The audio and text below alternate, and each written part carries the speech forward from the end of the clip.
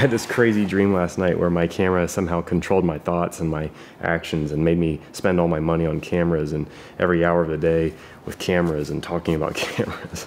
It was just a dream though.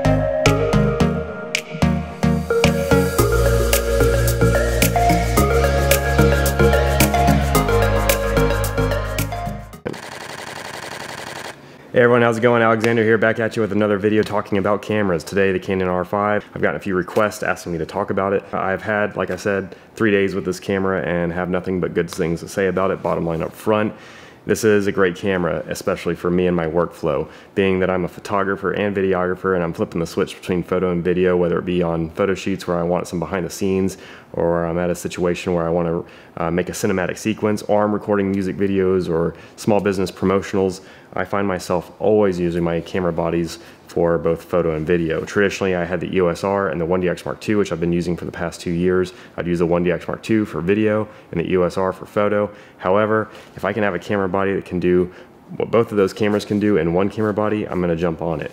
Now keep in mind, I'm not someone that jumps on the newest camera. I'm always waiting for the camera that can best work for me and my workflow. So I urge you to do the same. Now, who's this camera for? I would say it's more tailored towards people like me that I just described, where you're running and gunning and flipping the switch between photo and video, or you do both photo and video work. I know a lot of photographers that were complaining about the specs of this camera, particularly the price, because they're paying all that money for the 8K sensor and all the video features that this camera offers and not the photo features. I won't dive too heavily into the specs. You can watch a lot of YouTube videos as I have on the camera. You can read a lot of articles about the camera, but I will say, talking about those specs, I'm impressed. When the Canon EOS R came out, spec-wise, it didn't look too impressive. But once I got the camera and started using it in the field, I was actually really impressed. Now, I was a little hesitant with the Canon R5 because it had all these specs and all these features that it was offering, and I was wondering, can they deliver? But I can say, after using it for 3 days, I am thoroughly impressed, particularly with the in-body stabilization on both photo and video, 5-axis stabilization on the sensor, which offers 8 stops of stability. It's really nice. I've tested it out. I almost don't even need a gimbal or a tripod if I'm doing pan or tilt shots. It's really nice. The other feature was the 8K video. I don't care about 8K video. I'm not trying to break my computer, but if you're interested in that sort of thing, that's great. The camera offers it. One benefit of doing 8K, given the fact that no screens can display in 8K right now, at least any screens that I have or know of, is the fact that you can crop in on the video and not lose any quality. But I'm not really concerned with that. For the video side of things, which I'll talk about more next week when I get my card reader and do part 2 of this video, is the 4K 120 frames a second, which I have tried out, and I've recorded 2 minutes of 4K footage at 120 frames a second, and there was no issues, and I did that several times. No issues with overheating. I tried 8K for like 30 seconds. Everything was fine, and I did about my normal workflow where I go and take 30 seconds here, a minute here, 2 minutes here, and the camera performed fine, no overheating issues. I'm eager to see what that'll be like this weekend when I go to the beach to do a couple of photo shoots and see how it performs out there. But yeah, I have heard some issues with overheating, of course. It's all over the news, the camera news, I should say. And yeah, so that is a concern of mine. But again, in my workflow, I'm very rarely recording more than a couple minutes at a time if I'm in the field, and if I'm in the studio, I'm in a controlled, cool environment where I'm recording much longer, and it shouldn't be an issue. Just had to get that out of the way. Now, talking photo, of course, the new camera takes the CFast, I should say the CF Express card Type B. It's designed to capture all that high quality footage. So if you're ordering this camera, you've pre-ordered it, make sure you go ahead and just get one of those now. They are expensive, I will say. And go ahead and get you a card reader while you're at it. I'm still waiting on mine, like I mentioned. All right, 3, 2, 1, go. So nice. So on the photo side, again, if you are a designated photographer, you might want to think twice about this camera because you are going to be paying premium prices for that 8K sensor and the video features. So it might not be the right camera for you. But if you are dabbling in video work, or you're interested, or you think you might be interested in doing some video work, then this is a perfect camera body, because typically you'd spend a lot more money for those kind of features, of 4K 120 frames a second. Again, you're talking cameras like the C500 or the C300. You know, all those features are offered in this little tiny camera body, which is amazing to me. All right, let's just talk about the photo side of things. I know I'm just excited about the video, but on the photo side of things, it has, like I mentioned, the internal stabilization, which is good if you're in low light situations or your shutter speed is very low and you're still doing handheld. 45 megapixels, which is really nice. That's not really important if you're just posting on Instagram or a website, but if you plan on printing or cropping in heavily in your post-production, that's going to be a major benefit to you. The fact that it can record separately to the SD and to the CF Express card. Say you're at a wedding and all your video work is going to the CF Express card and all your photos are going to the SD card. That improves workflow. That's really nice. The flip out screen has enhanced resolution. It's a little bigger. The OLED, the optical viewfinder, which I never use, has enhanced resolution. It's really nice. I prefer to just look at my back screen. I can touch the focus, see all my focus points. The autofocus is amazing. It comes with both eye detect for animal and human if you're a wildlife photographer. I tried it out on my pup. It works really nice. Very quick autofocus, more autofocus selection points, which is really nice. The button layout mirrors that of the 1DX Mark II, Mark III, with the dial to cycle through options in your menu if you don't want to use the touchscreen, or to flip through your photos, or to control your manual exposure settings. The joystick at the top instead of that touch bar. So I didn't like the touch bar, nobody really did on the EOS R. And it's compatible, of course, with the RF lens. Another key feature is the new processor within this camera. The camera just behaves and interacts much smoother, much more efficient, much quicker. Not too much, but you definitely notice that this camera is improved in the terms of processing power, and of course in the image quality.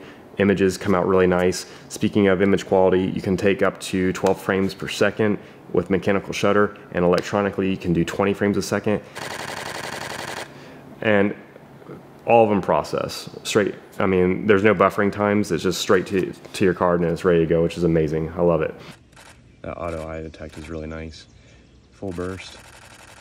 Yeah. So yeah, like I mentioned, the DigitX processor, the 20 frames a second, the 12 frames a second, mechanical shutter. It does silent shooting too if you're at a corporate event, which I've been at, and nobody likes to hear that shutter going off while the keynote speaker is giving an address or something. So you have those silent options as well. Yeah, all around, I gotta say, this is a really nice camera. One thing that's annoying right now is the fact that Adobe hasn't updated its system to allow for the raw files to be processed yet, so you will need to get a converter.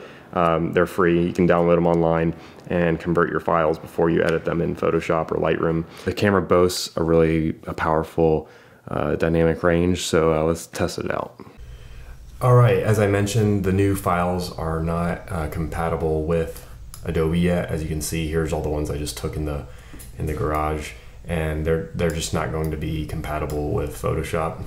It's only a matter of time before they release an update that'll allow for the new files, but right now that's not the case. So what I did was downloaded a converter. It's called Adobe DNG Converter. Thank you, J. Marcus, again for sending this to me. I'll try to leave a link in the description, or I'll just DM it to you if anybody needs it. But that's what I'm using right now. So here's a couple of photos I did from a recent shoot, and I converted them already. So let's plug it into Photoshop. Yeah, so let's go ahead and see what happens when I pull up the shadows. And you can see it pulls out quite a good bit of detail, and you can compensate for the noise and the lack of contrast. Just adding a little contrast, obviously.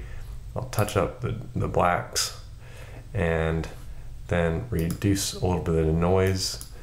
And as you can see, that's looking pretty good, how the highlights are handled. So I'm at 35mm f1.8, which is a mistake, and ISO 160 and 125. Obviously this picture is overexposed. Looking at our histogram, we do the highlight clipping and the whole sky is overblown, of course. Now if you're planning on replacing the sky, I guess it's not a big deal, but Let's go ahead and try to reduce our highlights and see what happens.